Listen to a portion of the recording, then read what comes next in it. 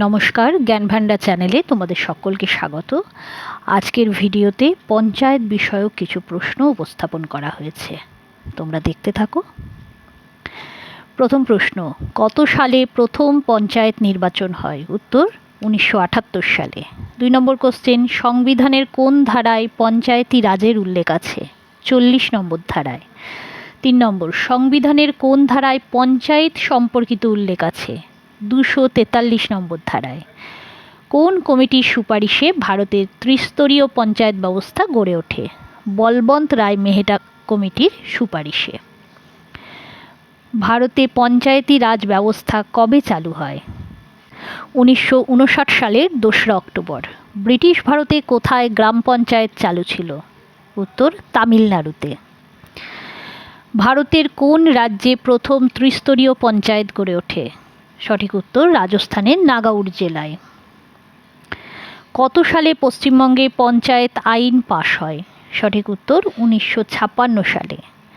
1956 সালে পশ্চিমবঙ্গে কত স্তরীয় পঞ্চায়েত ব্যবস্থা ছিল? দ্বিস্তরীয়। কি কি?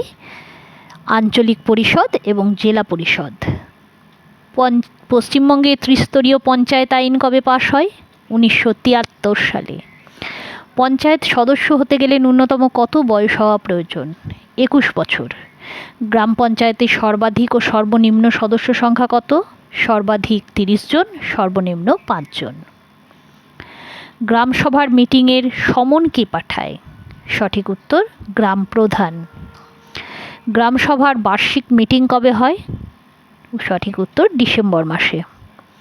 পঞ্চায়েত সমিতির প্রধানকে কি বলে? সভাপতি। পঞ্চায়েত সমিতির কার্যনির্বাহী আধিকারিককে? উত্তর বিডিও, ব্লক ডেভেলপমেন্ট অফিসার। জেলা পরিষদের প্রধানকে কি বলা হয়?